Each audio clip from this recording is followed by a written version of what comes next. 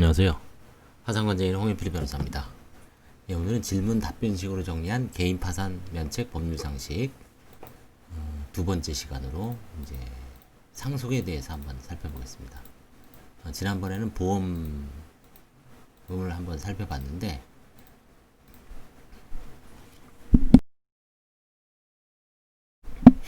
오늘은 상속을 한번 보겠습니다.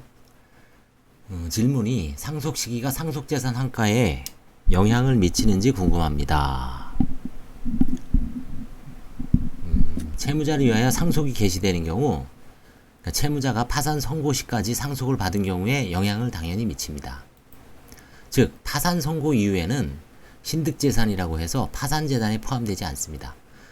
파산재단은 파산 선고 시까지 채무자의 재산을 포함되기 때문에 파산 선고 이후에 상속이 발생하는 것은 신득재산, 뭐 파산 선고 후에 채무자가 번 재산, 파산 선고 후에 뭐 복권이 당첨됐다든지 그런 우발적 취득재산, 파산 선고 이후에는 신득재산이라고 해서 파산재단에 포함되지 않습니다. 원칙적으로 파산 선고 이후에 채무자가 상속을 받은 경우에는 파산관제인이 환가를 할 수 없습니다. 그래서 결국은 파산 선고 이후에 부모님이 돌아가셨느냐 아니면 파산 선고 이전에 돌아가셨느냐, 일단 이걸 큰 기준으로 나눌 수 있습니다. 파산 신청 후 파산 선고 시까지 사이에 채무자의 피상속인이 사망한 경우에는 당연히 파산 선고는 상속 재산에 효력이 미치고 상속 포기를 하더라도 한정 승인의 효력이 있으므로 관제인은 환가 절차를 진행해야 합니다. 이런 케이스가 최근에 있었습니다. 제가 아마 제가 최근에 찍은 유튜브 중에 이런 사안이 있어서 한번 보증금을 상속한 사안에서 이런 거를 제가 설명드린 적이 있습니다. 자, 그 다음에 채무자의 사망이 파산 절차에 미치는 효과, 채무자의 사망이 파산 절차에 미치는 효과에 대해서 한번 보겠습니다. 채무자가 파산 신청 후 선고 전에 사망을 했습니다. 그럼 법원은 상속인들에게 이 파산 사건을 수개할 것을 명하고 응하지 않으면 파산 신청을 각하합니다. 채무자가 파산 선고 후 사망한 경우에는 채무자 명의 파산재단이 있거나 그러니까 재산이 있거나 형성될 가능성이 높다면 당연히 채무자의 파산재단이 상속재산 파산으로 절차를 진행하고 있습니다.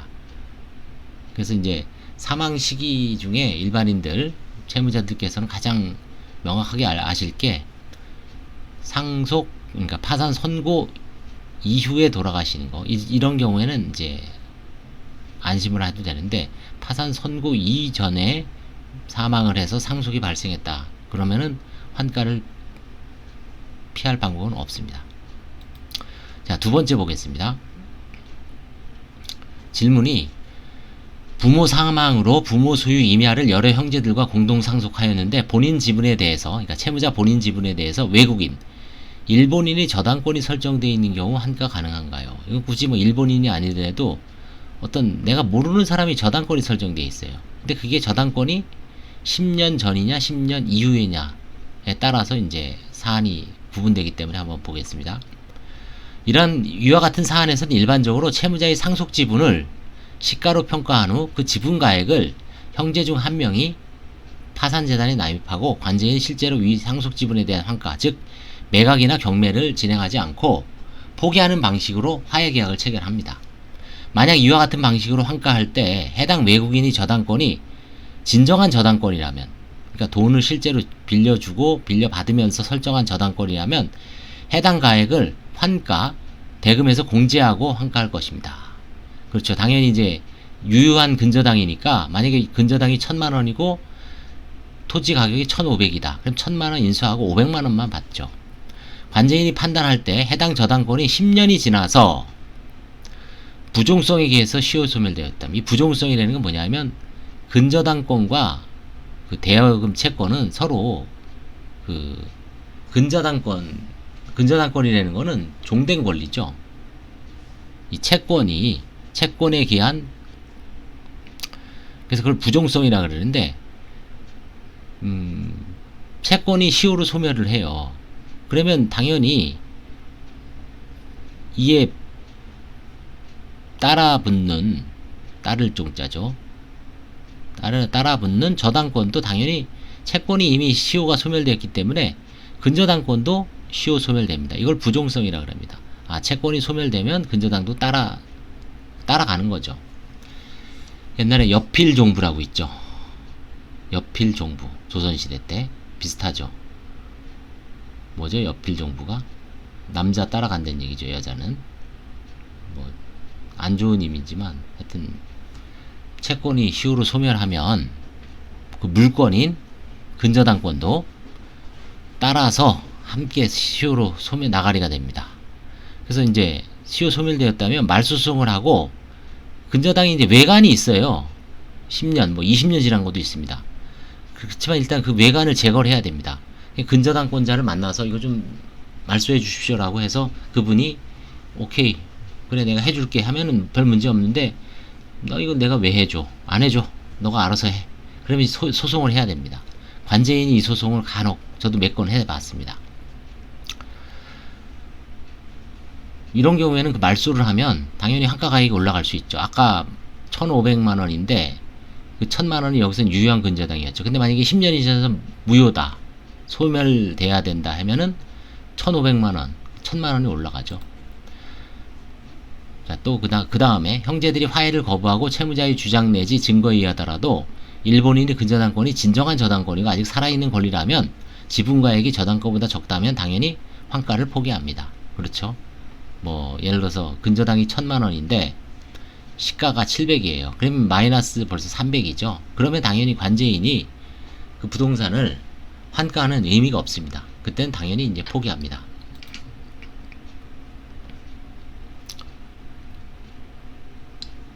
형제들이 화해를 거부하고 진정한 저당권이 아직 살아있는 권리라도 지분가액이 저당권보다 높다면 관제인은 최후의 수단으로, 그러니까 근저당권이 1,000만원인데 가액이 1,500이에요. 형식적 경매를 실행하여 매각하고 만약 잉여가 없다면 환가를 포기합니다. 이제 최후의 수단으로 관제인이 할 수 있는 게 돈 들여서 경매도 이미 그 형식적 경매도 일종의 임의 경매입니다. 법상은 이제 환가를 위한 경매죠. 뭐 유치권을 실행하기 위해서 이제 유치권자가 경매를 넣는다든지, 그 형식적 경매가 이제 대표적인 게 이제 파산관제인이 하는 겁니다. 잉여가 없다면 이제 환가를 포기하고요. 자, 그 다음에 이제 세 번째 질문입니다. 자기도 모르게 상속되어진 부동산이 지분 환가 사례가 궁금합니다. 이 상속이라는 거는 제가 이렇게 뭐 예전에도 말씀드렸지만, 잘 보십시오. 그 부모님이 돌아가셨어요. 근데 뭐 아무 재산 빚도 없고 물려줄 재산이 없어요. 그러면 당연히 그냥 뭐 장례 치르고 사망 신고하고 뭐 부조금이나 좀 이렇게 가족들이 나눠서 이제 나중에 그 장례 절차에서 이렇게 이제 끝내죠. 정산하고. 자, 근데 부모님이 뭐 아파트를 하나 아니면 뭐 아파트를 하나 물려줘 이제 남기고 돌아가셨어요. 그럼 어머니 계시면 어머니들이죠. 그럼 형제들은 다 포기합니다. 그럼 원래는 그 협의 분할은 자기가 원래 받은 겁니다. 법적으로 당연히 이제 아버님 돌아가시자마자 자기한테 상속이 되는 겁니다. 법상 187조에 의해서 민법. 근데 내 이름이 올라간 건 아니죠. 근데 며칠 지나서 이제 법무사를 선임해서 이거 그냥 어머니 명의로 좀 해주십시오 라고 부탁을 하면 법무사가 상속재산 협의분할서를 쓰고 거기다가 이제 목적물 뭐 서울시 무슨 구 무슨 동 무슨 아파트 몇 동 몇 호 이 상속 지분에 대해서 모친 명의로 하고 등기를 소유를, 나머지 그 상속인들은 뭐 지분을 제로로 한다 아니면 뭐 그 지분을 포기한다 이런 식으로 해서 협의분할서를 쓰고 등기소에다 내면 이제 어머니 명의로 등기하는 겁니다. 그런 식으로 되는데 이 나도 모르게 상속되어진 이건 이제 결국은 자기도 모르게 시골의 어떤 임야라든가 이런 걸 얘기합니다. 한번 볼게요.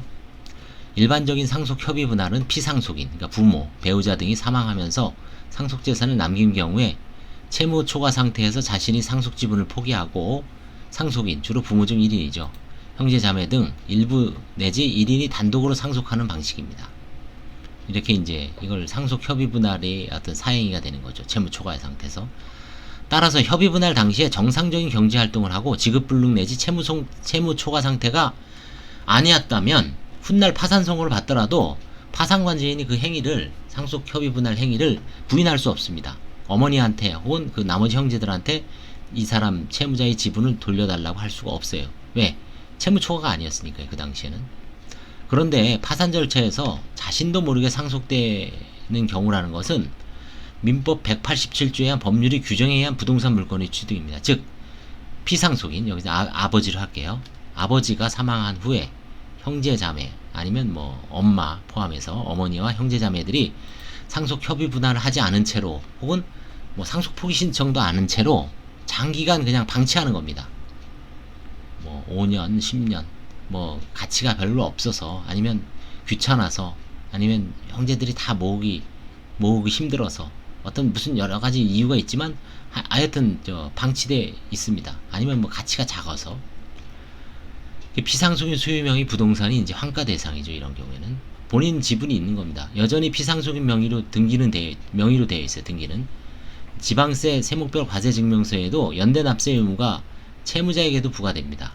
지적전산 자료조회 개인별 토지 수요 현황에도 여전히 상속인들이 아닌 아버지 피상속인 명의로 발급되어 해당 물건이 이제 기재가 됩니다. 특정이 되죠. 통상 상속 협의 분할과 구분하기에 이를 아까 협의 분할은 뭡니까? 나는 포기하고 어머니 드리겠습니다. 이거죠. 아니면 나는 포기하고 어머니가 없다면 형님한테 드리겠습니다. 이게 협의 분할이죠. 재산을 처분한 겁니다. 사실상. 공동상속인한테 주는 거예요. 협의 분할을 하면서. 자기는 안 갖고 남 주는 거죠. 근데 이거는 주는 게 아니라 그냥 돌아가신 분 명의로 그냥 그대로 있는 상태입니다. 동결된 채로. 약간 좀 차이가 나죠. 이건 준 거고 이거는 안 준 거죠. 아직 미등기 상속이라고 합니다. 등기는 왜 미등기냐면 아직 돌아가신 분 명의로, 원래는 돌아가시면은 상속인들 명의를 바꿔야 되죠. 근데 바꾸지 않고 그냥 돌아가신 분 명의로 계속 남아 있습니다. 등기부를 띄워봐도. 이 법을 잘 모르는 일반인들은 자신이 명의로 한 적이 없기 때문에 상속을 받았다고 생각을 하지 않죠. 그렇지만 파산 절차에서는 환가 대상입니다. 뭐 제가 예전부터 이제 우리 관념 속에는 이런 게 있지 않나. 내 명의로 딱 해야지 내 이름 석자가 들어가야지 저는 받았습니다 이거지, 내 이름도 없이 그냥 뭐 내가 제로로 돼 있고 형이나 엄마를 줬다 어머니를 줬다 그런 경우에도 자기를 받았다고 생각을 할까요? 원칙적으로 받은 겁니다. 받고서 그걸 주는 겁니다. 이 미등기 상속은 아직 받지 않은 거지만 이미 받은 겁니다. 법 187조에서 명의만 아버님 명의지만 관념적으로는 187조에 의해서 자기가 받은 겁니다. 법적으로. 그래서 협의 분할도 받은 거고 미등기 상속도 받은 겁니다. 근데 일반인들은 내가 뭘 받았어? 내 이름 석자가 들어간 적도 없는데. 여기가 이제 이게 관념적인 거하고 법적인 거하고 좀 차이가 나죠. 그래서 이제 이거를 뭐 십몇 년 동안 조사했지만 아직까지 여전히 이걸 뭐 관념을, 인식을, 문화를 바꾸기는 거의 불가능하죠. 그냥 그렇구나 하고 이제 계속 뭐 법대로 이제 하는 거죠.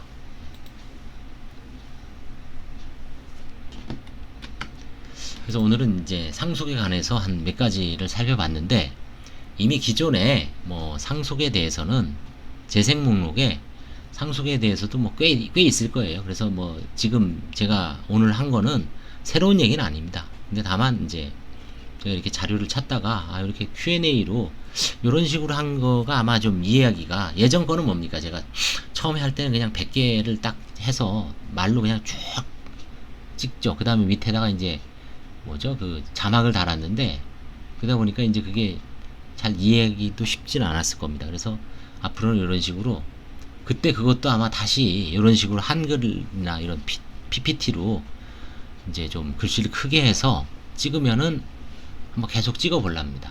찍으면 아마 뭐 일반인들도 계속 잘 이해가 안 되면 자꾸 보고 그 다음에 이제 강조하면은 아 이런 데는 이렇구나 저럴 땐 저렇구나 그렇게 하면은 이 파산에서 이 파산이 이제 되게 중요한 게 왜냐면 이게 저 전체적으로 나 혼자만 끝나는 문제가 아니죠.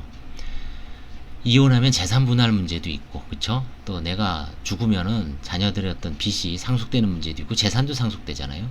그 다음에 내가 또 부모로부터 물려받은 게 있느냐 없느냐에 따라서 내가 망한 이후에 물려받았냐, 아니면 망하기 전에 물려받았냐. 이게 다 경우의 수로 나눠야 돼요. 그쵸?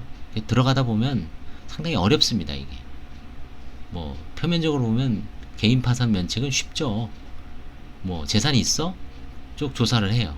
아 재산 없구나. 면책 불허가 사유 있어? 도박했어? 재산 빼돌린 거 있는가? 그 다음에 뭐 설명 제대로 안 하는 거 있는가? 근데 뭔가 좀 부족해. 에이, 그래도 재량 면책하자. 살려줘야 되니까. 거의 97% 면책 받죠. 면책을 못 받는 사람들은 중간에 조사받기 싫어서 아니면 뭔가 크게 캥기는 게 있어갖고 튀는 사람들입니다. 면책 취하하고. 그런 사람들이 한 3%? 한 5%? 뭐 많으면 10%까지 있을 수 있지만 통계는 없죠. 예, 그래서 오늘은 상속에 대해서 한번 정리를 해봤습니다. 예, 다음에는 한번 그 아까 제도의 파산이 보였죠. 다시 한번 또 살펴보겠습니다. 계속. 예, 감사합니다.